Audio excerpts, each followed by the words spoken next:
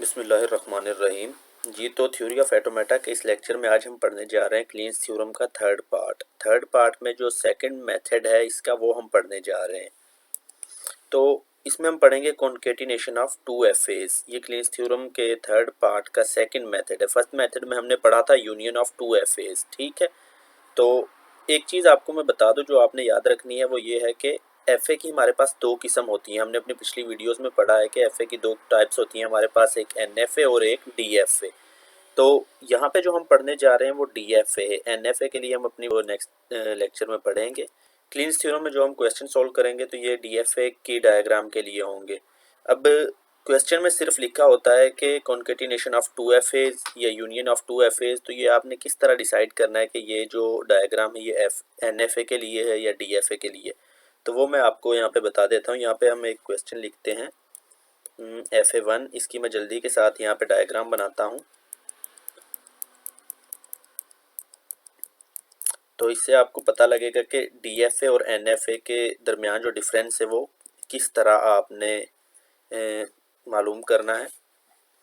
ये देखें, डीएफए में हमारे पास ये होता है कि हर स्टेट से दो एरो निकलते हैं, ए के लिए भी और बी के लिए भी, जबकि एनएफए में हमारे पास एक स्टेट से एक ही एरो होता है। दो भी हो सकते हैं लेकिन एक स्टेट से एक ही एरो होता है, ठीक है।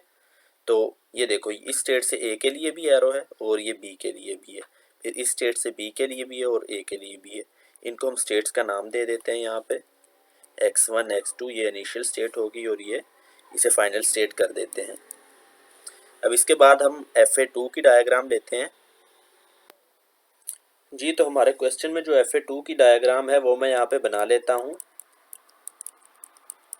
ये FA2 के लिए जो डायग्राम उन्होंने दी हुई है बुक में वो मैं यहाँ पे बना रहा हूँ।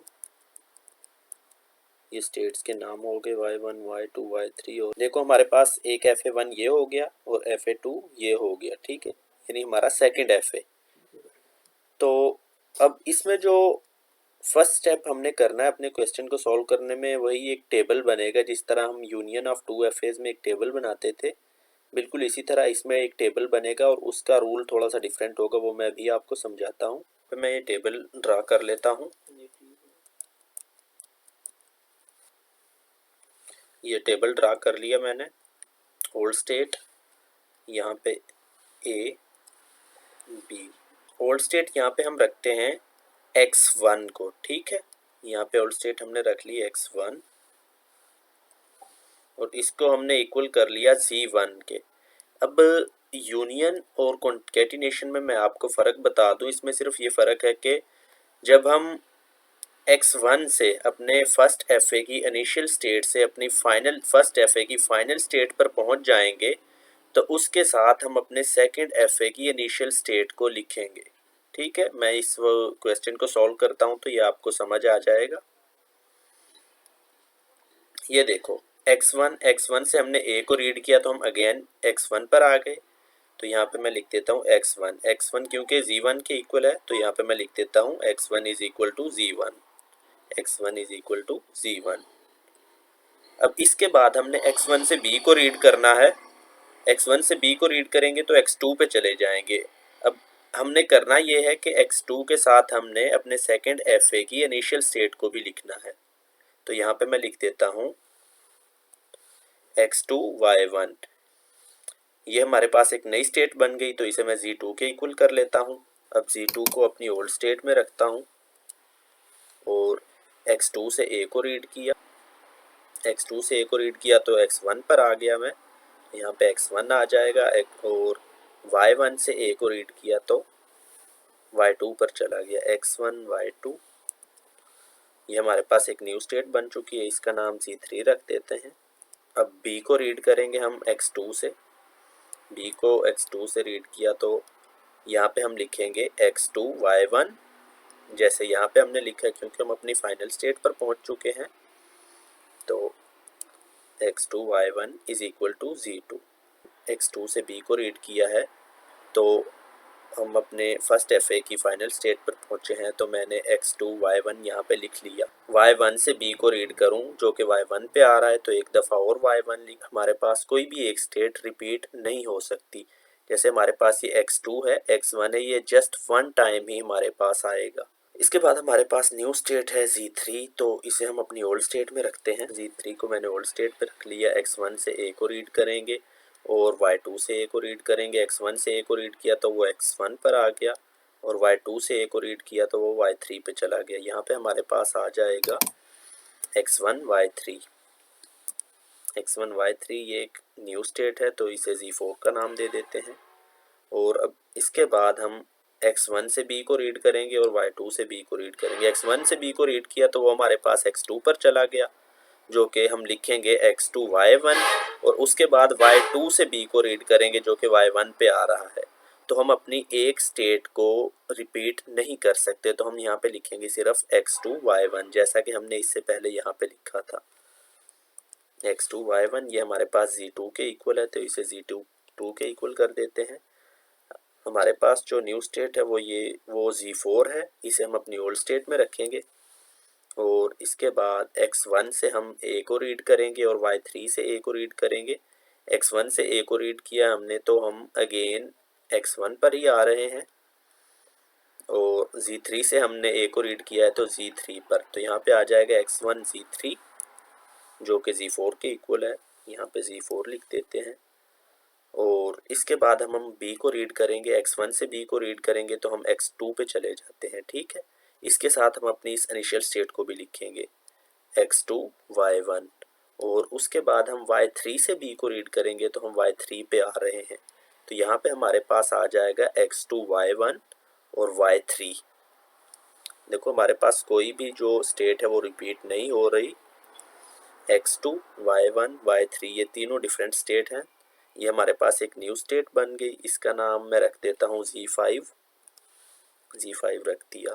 अब Z5 को मैं अपनी ओल्ड स्टेट में रखता हूँ इधर, और इससे Z5 से अब x2 से a को रीड करते हैं। x2 से a जो है हमारे पास x1 पे आ रहा है, यहाँ पे x1 होगा, और उसके बाद y1 से जो a है हमारे पास वो y2 पे आ रहा है, x1 y2, और y3 से a जो है वो y3 पर ही आ रहा है। तो यहाँ पे हमारे पास आ जाएगा x1 y2 y3। इसके बाद x2 से हम b को रीड करेंगे, y1 से b को रीड करेंगे और y3 से b को रीड करेंगे, ठीक है। तो अभी हम यहाँ पे करते हैं, x2 से b को रीड किया तो x2 पे आ रहा है, तो हम यहाँ पे लिखेंगे x2 y1, और उसके बाद x2 से b को रीड किया x2 y1 और उसके बाद अब हम y1 से b को रीड करेंगे।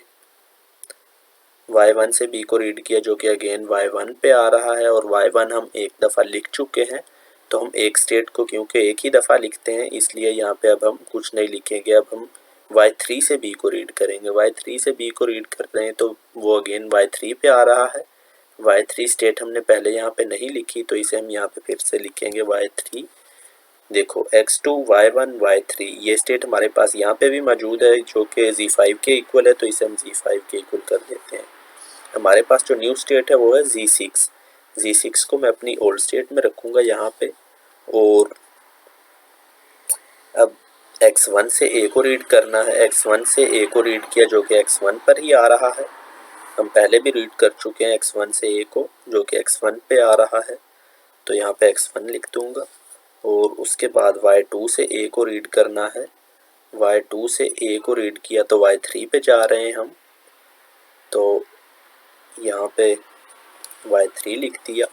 और उसके बाद y3 से हमने a को रीड करना है। y3 से a को रीड करेंगे तो y3 पे आ रहे हैं हम अगेन, क्योंकि हम एक स्टेट को जस्ट वन टाइम लिखते हैं, तो x1 और y3 हम यहाँ पे लिख चुके हैं, अगेन हम y3 यहाँ पे नहीं लिखेंगे। तो x1 और y3 is equal to Z4 के, इसे हम Z4 के इक्वल कर देंगे। अब इसके बाद हमने x1 से b को रीड करना है, y2 से b को रीड करना है और y3 से b को रीड करना है। x1 से b को रीड करेंगे तो हम x2 पर जा रहे हैं, ये देखें, जो कि हम पहले यहाँ पे भी रीड कर चुके हैं। अब हम अपनी x1 से b को रीड किया है तो हम x2 पे आ गए अपने फर्स्ट एफ ए की फाइनल स्टेट पे, तो हम इसके साथ अपने सेकंड एफ ए की इनिशियल स्टेट को भी लिखेंगे। हम लिखेंगे Z2 Y1 और अब Y2 से हम B को रीड करेंगे, Y2 से B को रीड करेंगे जो कि Y1 पर आ रहा है। तो Y1 को हम ऑलरेडी लिख चुके हैं, इसलिए इसे दोबारा रिपीट नहीं करेंगे। अब Y3 से हम B को रीड करेंगे, Y3 से B को रीड करेंगे तो वो अगेन Y3 पर ही आ रहा है। तो यहाँ पे हम लिखेंगे Y3। हमारे पास जो स्टेट है X2 Y1 Y3 जो कि Z5 के इक्वल है, तो यहाँ पे हमारे पास ये Z5 हो जाएगा। हमारे पास अब कोई भी न्यू स्टेट नहीं बनी है। जितनी भी हमारे पास न्यू स्टेट्स बनी है हमने उन सब को ओल्ड स्टेट में लिख के उनके लिए टेबल कंप्लीट कर लिया है। टेबल बनाने के बाद हमने अपनी स्टेट्स को इनिशियल और फाइनल स्टेट के नाम देने हैं। इनिशियल स्टेट तो हमारी हो जाएगी जो कि FA1 की इनिशियल स्टेट है, जैसे X1 ये Z1 के इक्वल है, ये हमारी इनिशियल स्टेट होगी। और फाइनल वो तमाम स्टेट्स हमारे पास फाइनल स्टेट होंगी जहाँ पर भी सेकंड FA की हमारे पास फाइनल स्टेट आ जाएगी।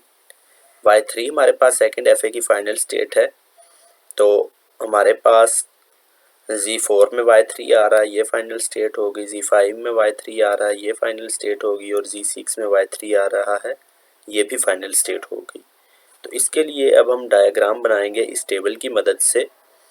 तो सबसे पहले हम अपनी एक इनिशियल स्टेट बनाते हैं Z1। ये मैंने एक इनिशियल स्टेट यहाँ पे बना ली।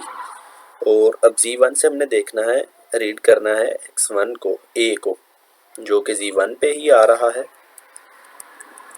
तो A का लूप लग जाएगा। अब Z1 से हमने B को देखना है, तो हमारे पास एक न्यू स्टेट बन रही है तो जो कि Z2 है। तो हम Z1 से B को बनाएंगे Z2 पर, ये क्योंकि न्यू स्टेट पर जा रहा है तो ये Z2 हमारे पास न्यू स्टेट आ चुकी है। इसके बाद हमने Z2 से A को रीड करना है जो कि Z3 हमारे पास एक न्यू स्टेट बन रही है। हमारे पास A जो है वो एक न्यू स्टेट पर जाएगा, Z3 न्यू स्टेट हमारे पास है Z3। और उसके बाद हमने Z2 से देखना है B को जो कि Z2 पर ही है, तो यहाँ पे हमारे पास B का लूप लग जाएगा। ये B का लूप लग गया हमारे पास। अब हमारे पास Z3 है न्यू स्टेट, तो हमने Z3 से A को देखना है।